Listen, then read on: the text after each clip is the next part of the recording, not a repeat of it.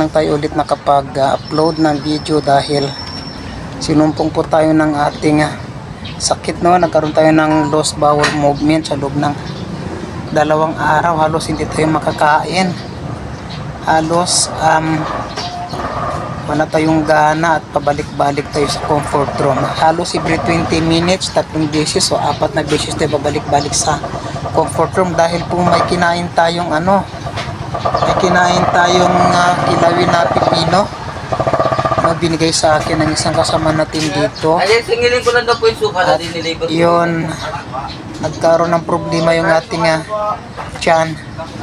Kumain tayo ng alas 12 ng hating gabi, and then mga alas 2 madaling araw naramdaman na natin yung pagkukulo ng ating tiyan. At sobrang sakit. Kala mo ay mauubusan ka na ng hininga at nanghihina na ako noon dahil sobrang ang hilab ng tiyan ko, sobrang sakit ng tiyan ko. Tapos madaling araw na, hindi alam na mga kasamahan ko na gano'n na nangyayari sa akin dahil tulog na sila. Alas 2 madaling araw hanggang mag-umaga wala akong tulog dahil nga pag natulog ako ay mayat maya konti ay sumusumpong. So hanggang magdamag yun, kinabukasan umalis yung mga kasamahan ko. 2 na lang kami natira dito kasi may pinuntahan sila. Yun din, at hindi ako makakain, hindi halos ako makatayo dahil sobrang hina ng katawan ko, no? Na-dehydrate na ako. So mabuti lang may pumunta dito sa amin na kaibigan namin kakilala, at nautusan ko na pakisuyuan ko na bilhan ako ng gamot saka ng Gatorade na blue dahil pakiramdam ko ay naubusan na ako ng lakas. Dahil iba talaga kapag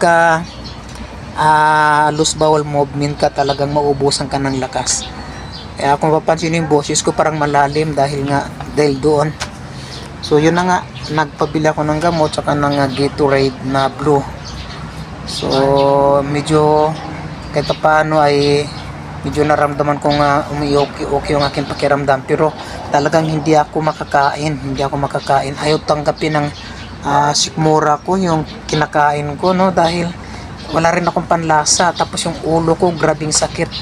Ganun siguro yun siya mga idol kapag nadidehydrate ka, pati yung ulo mo ay masakit, no?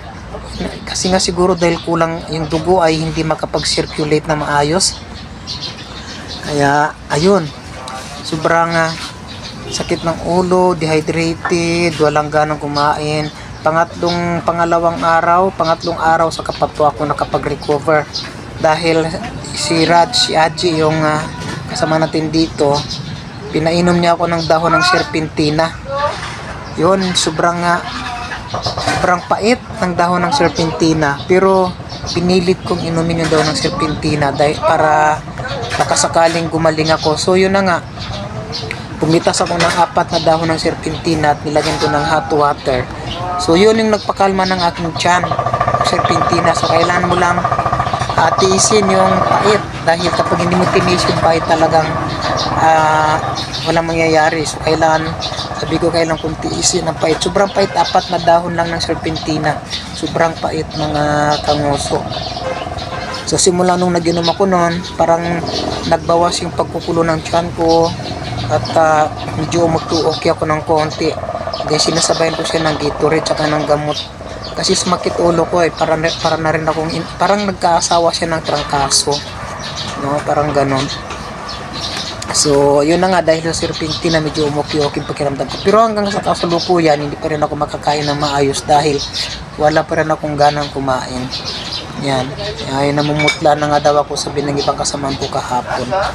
So ayan na mga idol, mag-ingat-ingat tayo sa mga kinakain natin, lalo't pagkagabi. Hindi ka matunawan, napakahirap, napakadelikado kapag sumakit yung tiyan mo kasi nanghihina ka talaga dahil sobrang sakit ng tiyan mo. Balik ka ng balik sa comfort room, talagang mauubusan ka ng lakas, madidehydrate ka. So mag-ingat-ingat na lang po tayo mga idol sa kinakain natin. Actually kinain ko po ay pipino lang, nilagyan ng suka saka ng asukal saka ng kunting asin. Yun lang po ang kinain ko. Nagkaroon ako ng problema sa pantunaw. So ingat na lang tayo mga idol sa mga kinakain natin. Bye bye!